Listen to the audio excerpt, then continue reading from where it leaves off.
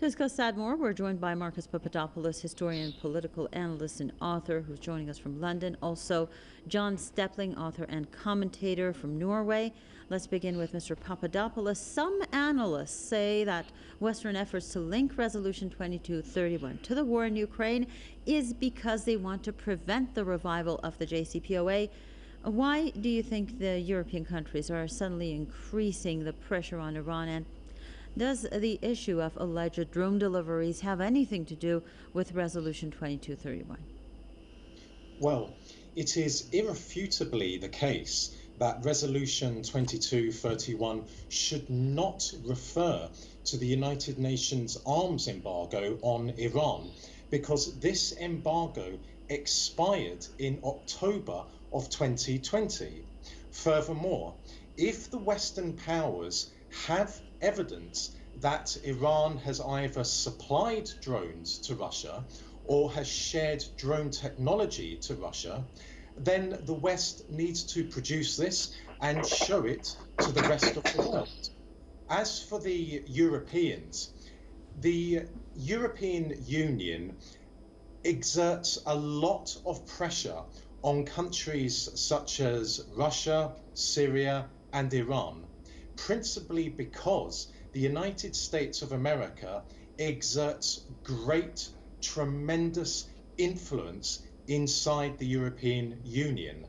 And I do believe that it is fair to say that the Europeans, again, coming under pressure from Washington, are now starting to take a few steps away from the JCPOA.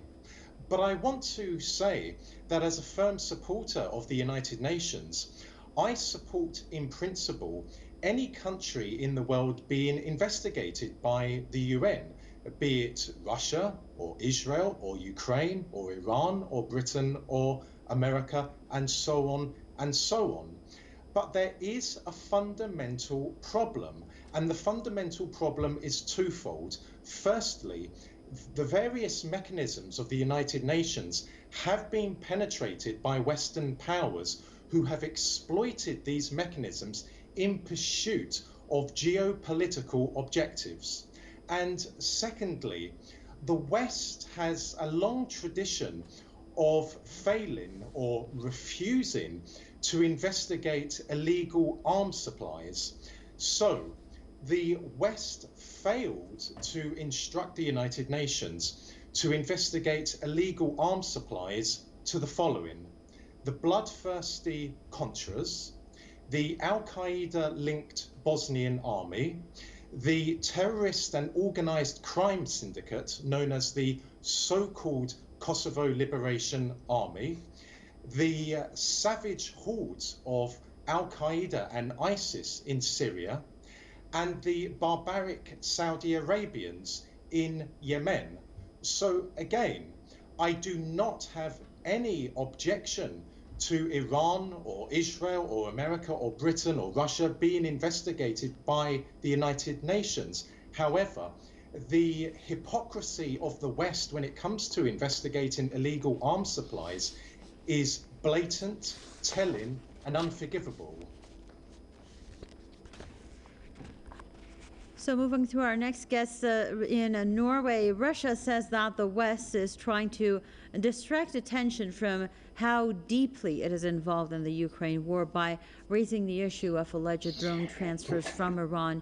Moscow has even threatened to reassess the cooperation that it has with the UN if there is such an investigation. What is your opinion?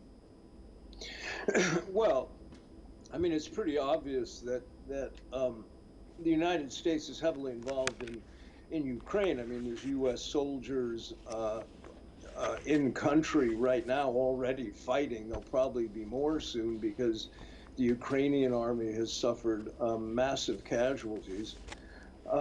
And there's Western-based security mercenaries already in country in Ukraine fighting, and that's probably going to increase as well. But of course the U.S. is directly involved, and the U.S., as Marcus noted, the U.S. has supplied weapons to all these places that he listed, and there has never been an outcry from the UN. There's never been an investigation. But the list is even longer than that. The U.S. Has a record, though, of trying to create color revolutions, destabilizing countries that they deem as unsuitable client states for them. Iran has been a target of destabilization efforts for 50 years, 80 years. And in, I think it was 2014, the U.S. increased missile bases surrounding Iran in the Gulf states mostly. But it was also under Obama that the U.S. built multiple, forward operating bases in Africa. That was the pivot to Africa. And all the conflicts in Africa, by the way, are armed by the United States, both sides. The weapons are from the U.S. The U.S. arms everybody. The outflow of weaponry from the U.S. is global. But the destabilization efforts have targeted countries like Venezuela, Nicaragua, right now, recently, Hong Kong, Taiwan. Right now, they're targeting Belarus. And they of course created the coup in 2014 in Ukraine that brought a Western-leaning president, and then they kind of handpicked Zelensky to follow that. It's almost laughable that they are complaining about drone sales to Russia if they even occurred. Again, as Marcus said, there was never any proof presented. The U.S. is, tends to not present proof in terms of its accusations. But I mean, so what? Why does the U.S. position itself always as like sort of the default arbiter of global morality, that all decisions are dictated to by the, determined by the United States in some way? This is flies in the face of international law. It goes against the principles of the United Nations, in fact.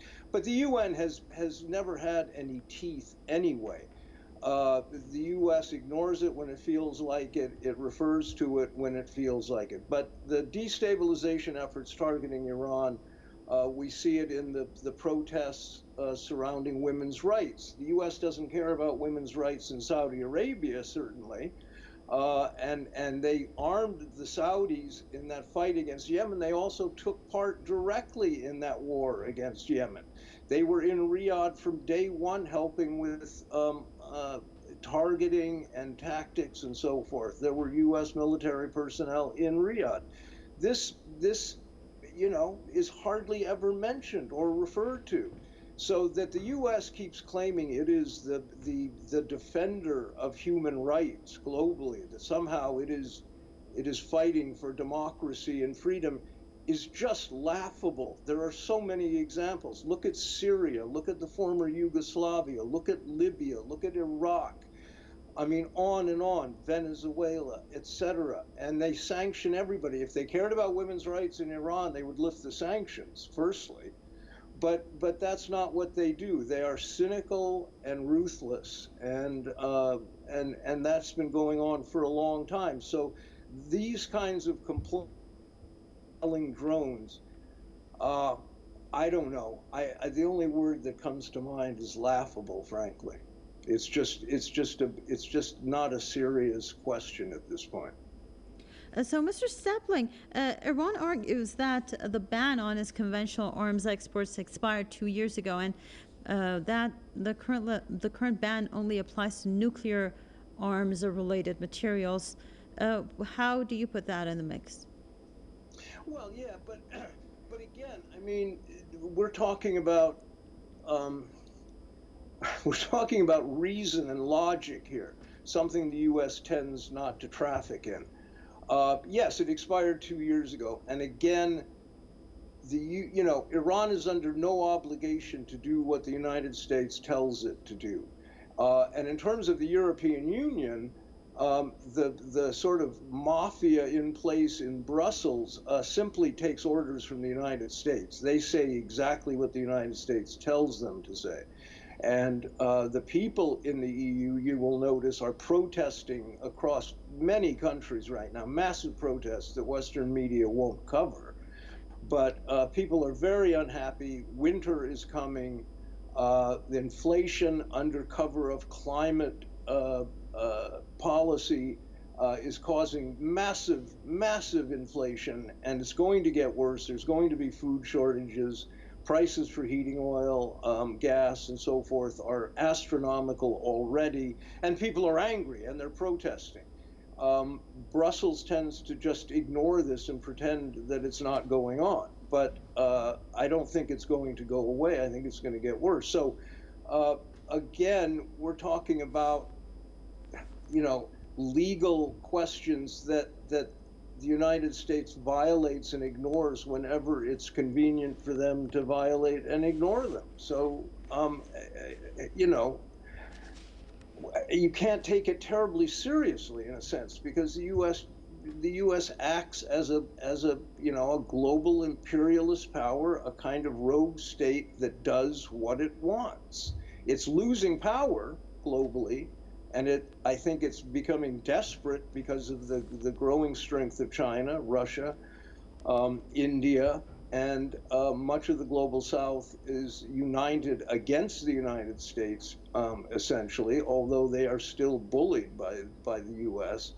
And are vulnerable to U.S. sanctions and so forth, and tariffs and whatnot. But the U.S. power, global supremacy is waning, and they are a desperate, failing empire right now. So, Mr. Papadopoulos, considering what Mr. Stepling just said, the U.S. also has alleged the use and exports of drones in Ukraine, and has related that to the 2231 resolution, which actually endorses the JCPOA. You did point out to the different aspects of that, but why would the U.S. be citing a breach of a resolution on a deal that it violated and quit itself?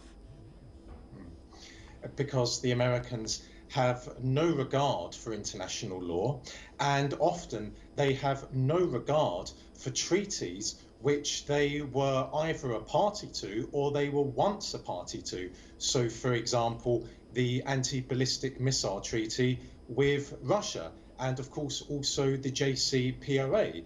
The Americans will invent anything, no matter how outrageous it is, in order to continue demonizing and isolating a particular country which opposes it, such as Iran or Russia, and it would also employ the same methods as a way of weakening the same country, again, be it Iran or Russia.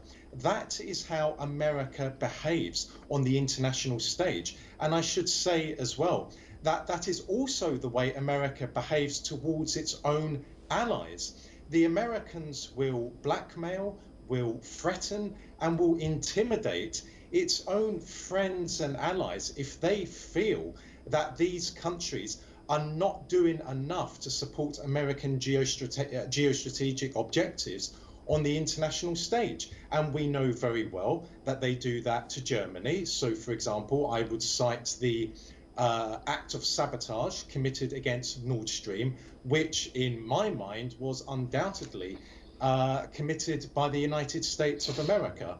So it certainly is the case that America behaves like a rogue state and therefore is a rogue state.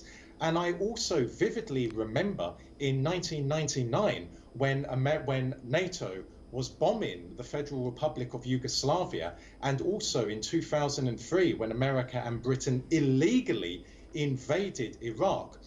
American officials warned other countries from supplying military hardware to the Yugoslav army or to the Iraqi army.